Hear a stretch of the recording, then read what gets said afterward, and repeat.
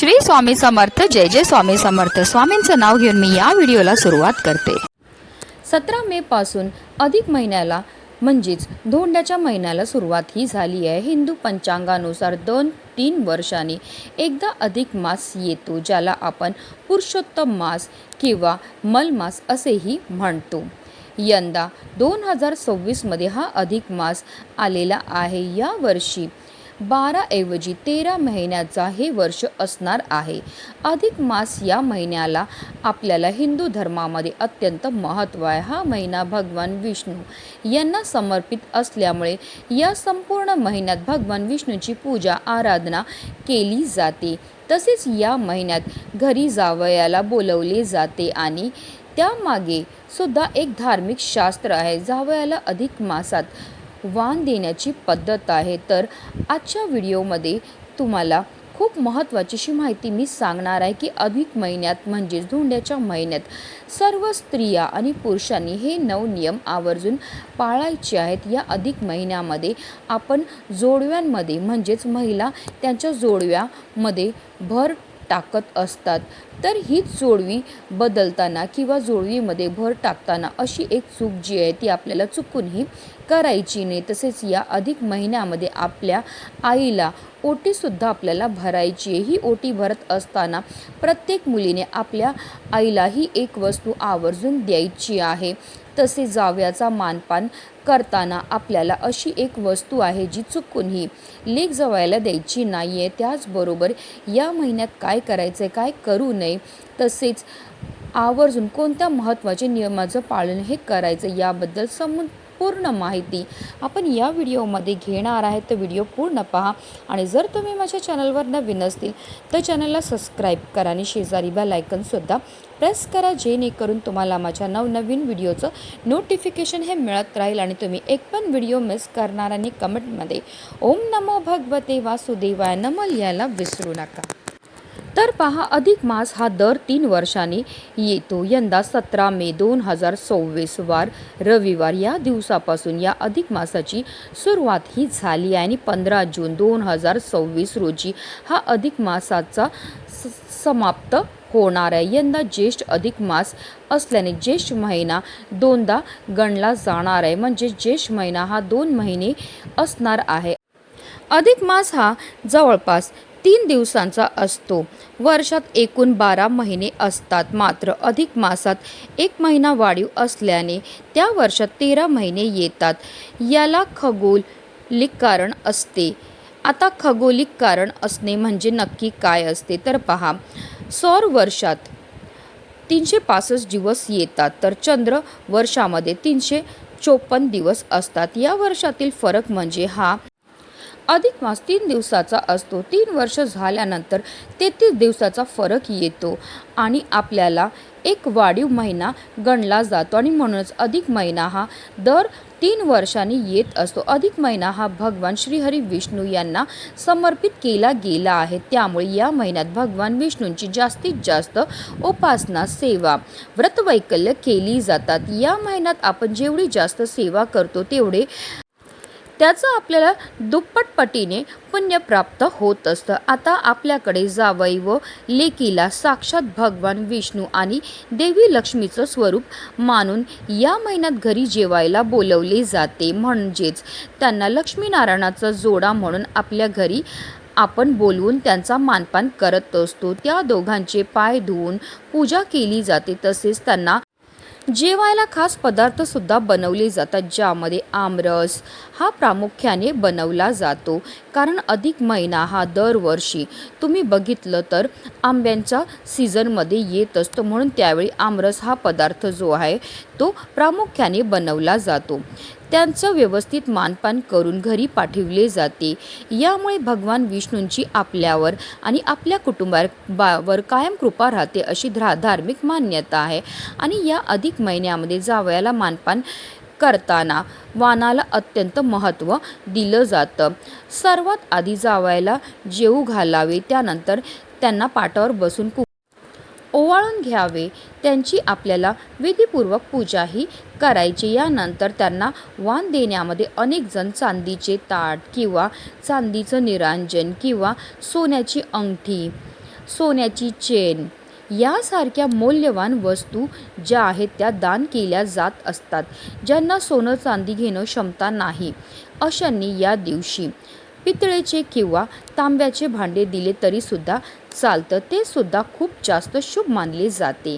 आणि म्हणूनच जर तुम्हाला सोने चांदी खरेदी करणं शक्य नसेल तर जावयासाठी तुम्ही अगदी तांब्याची किंवा पितळेची भांडी जी आहेत ती सुद्धा घेऊ शकता. त्यासोबतच तुम्हाला एक दिवा देखील द्यायचा आहे. आता ज्यांची ऐपत आहे, ज्यांना शक्य आहे ते चांदीचा दिवा देतात, पण जर तुम्हाला शक्य नसेल तर तुम्ही तांब्याचा दिवा दिला तरीसुद्धा चालणार आहे. त्यानंतर जावयाला कपड्यांचा आहेर करायचा आहे आणि त्यांच्यासोबत आपल्याला 33 अनारसेसुद्धा द्यायचे आहेत. या अधिक महिन्यामध्ये 33 या संख्येला खूप जास्त महत्त्व आहे. आपण या दिवशी आपल्या जावयाला 33 अनारसे किंवा 33 बत्ताशे जर वाण म्हणून दिले तर आपल्याला 33 कोटी देवांचे आशीर्वाद हे प्राप्त होतात. म्हणून 33 या संख्येला विशेष महत्त्व दिलं जातं. त्याचबरोबर आपल्याला लेकीला सुद्धा हळद कुंकू लावून घ्यायचं, ओवाळून घ्यायचं आहे. तिचीसुद्धा आपल्याला साडी चोळीने ओटी भरून घ्यायची आहे. मग दोघांना नमस्कार करायचा आहे, कारण इतर वेळी बघा आपण आपल्या जावईला किंवा लेकीला पाया पडत नाही, पण जेव्हा आपण अधिक महिन्यामध्ये आपल्या लेकी जावयाला बोलवतो त्यांना आपण साक्षात लक्ष्मीनारायणाचे प्रतीक किंवा स्वरूप म्हणून मानतो. म्हणून या दिवशी लक्षात घेऊन दोघांचे तुम्हाला मनोभावे पूजन करायचे आहे आणि नमस्कारसुद्धा करून घ्यायचा. जेव्हा तुम्ही जावयाला वाण म्हणून काही वस्तू देणार आहेत तर त्यामध्ये बघा तुम्हाला तामसिक किंवा शिळे अन्न किंवा मग काचेच्या काही भेटवस्तू असतील किंवा धारदार काही वस्तू असतील तर त्या वाण म्हणून अजिबात द्यायच्या नाहीत. किंवा अशा काही फुटलेल्या खराब झालेल्या भेटवस्तूसुद्धा तुम्हाला जावयाला द्यायच्या नाहीत. त्या खूप अशुभ मानल्या जातात. तसेच स्टील किंवा लोखंड जे आहेत तर ते सुद्धा अधिक महिन्यामध्ये जावयाला वाण म्हणून देऊ नये. यामुळे आपल्या घरामध्ये आर्थिक अडचणी ज्या आहेत त्या यायला सुरुवात होते.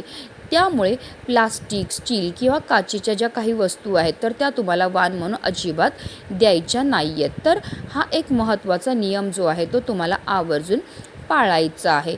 त्याचबरोबर पुढचा नियम म्हणजे आपण या अधिक महिन्यामध्ये जोडवी बदलत असतो, नवीन जोडवी खरेदी करत असतो किंवा आपली जुनी जोडवी असते त्यामध्ये आपण भर टाकत असतो. आता या अधिक महिन्यामध्ये जोडवी ही नक्की कोणी द्यावी किंवा कोणी भर टाकावी तर पहा, अधिक महिन्यामध्ये प्रत्येक आईने आपल्या मुलींना नवीन जोडवी द्यावी किंवा त्या जोडवीमध्ये भर टाकावी. जर आईला शक्य नसेल तर मग अशा वेळी पतीने आपल्या पत्नीसाठी जोडवी जी आहे ती खरेदी करायची आहे. अधिक महिन्यामध्ये जोडवी घेण्याला, जोडवी बदलण्याला किंवा जोडवीमध्ये भर टाकण्याला खूप जास्त महत्त्व असतं, कारण जोडवी जी आहे ती सौभाग्याचे प्रतीक आहे. महिलांच्या 16 शृंगारापैकी जोडवी हा एक 15वा महत्त्वाचा शृंगार मानला जातो आणि हे सुवासीन असण्याचे व पतीच्या दीर्घायुष्याचे प्रतीक आहे. आणि म्हणूनच आपल्या जावयाला दीर्घायुष्य मिळावं म्हणून या अधिक महिन्यामध्ये आई जी आहे ती आपल्या मुलींना जोडवी करत असते. कारण असं म्हणतात की जोडवी जी असते ती महिलांना व त्यांच्या पतीशी आध्यात्मिकरित्या जोडून ठेवण्याचं काम करत असते. जेव्हा आपण अधिक महिन्यामध्ये नवीन जोडवी खरेदी करतो तेव्हा घरात खूप सुख समृद्धी येते आणि देवी लक्ष्मी ही प्रसन्न राहते. आता ही जोडवी बदलताना तुम्हाला एक चूक जी आहे ती अजिबात करायची नाही आहे. तर जोडवी घेताना तुम्हाला चांदीची जोडवी घ्यायची आहे. बऱ्याच जणांकडे जास्त पैसे असतात, अशा वेळेस मग ते सोन्याची जोडवी खरेदी करण्याचा विचार करतात, परंतु हे पूर्णपणे चुकीचं आहे. ज्योतिषशास्त्रानुसार पायात जोडवी ही नेहमी चांदीचीच असावी. सोन्याची जोडवी ही कधीही पायात घालू नये, कारण सोनं म्हणजे लक्ष्मी म्हटलं जातं आणि लक्ष्मी ही कधीही पायात घालू नये. म्हणून तुम्हाला चुकूनही सोन्याची जोडवी जी आहे ती करायची नाही आहे किंवा इतर कुठल्याही धातूची असेल.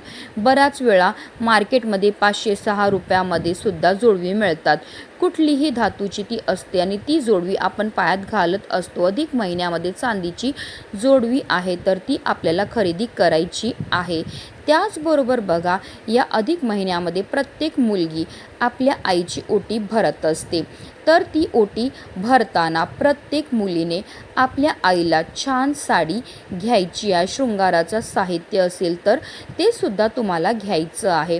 त्याचबरोबर तुम्हाला 33 अनारसे किंवा 33 बत्ताशे किंवा 33 प्रकारचे सुके मेवे जे तुम्हाला तुमच्या आईला भेट द्यायचे 33 संख्येमध्ये आपल्या आईला आवर्जून द्यायचे आहेत. आणि यासोबतच तुम्हाला अशी एक वस्तू आहे ती म्हणजे बांगड्या. तर प्रत्येक मुलीने आपल्या आईला हिरव्या रंगाच्या बांगड्या ज्या भरायच्या आहेत. जर तुम्हाला बांगड्या घेणं शक्य नसेल किंवा बांगड्या भरणं शक्य नसेल तर अशा वेळेस तुम्ही बांगड्या भरण्यासाठी आईला पैसेसुद्धा देऊ शकतात. आणि या बांगड्या घेताना तुम्हाला 33 या संख्येमध्ये घ्यायच्या आहेत, कारण यामागे 33 कोटी देवतांचा तृप्त करण्याचा उद्देश असतो. म्हणूनच 33 या संख्येमध्ये तुम्हाला बांगड्या ज्या आहेत त्या तुमच्या आईला भरायच्या आहेत. तर ही एक महत्त्वाची वस्तू जी आहे ती प्रत्येक मुलीने आपल्या आईला द्यायची आहे. आता जर तुम्हाला आई नसेल अशा वेळेस तुम्हाला मावशी किंवा तुमची मोठी बहीण असेल तर तिचीसुद्धा तुम्ही ओटी भरू शकतात.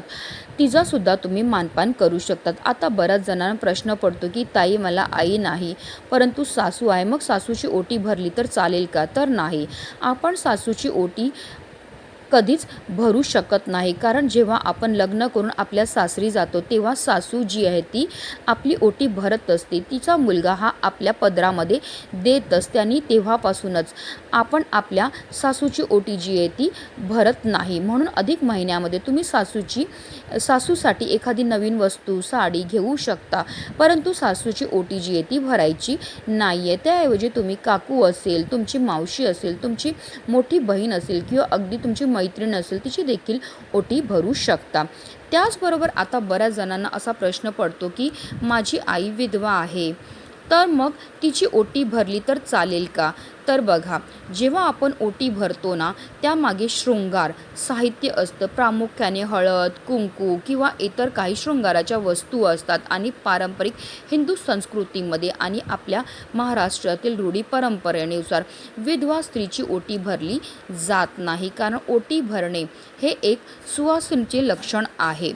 आणि ओटीमध्ये हळद कुंकू हे पतीच्या दीर्घ आयुष्यासाठी प्रतीक असते.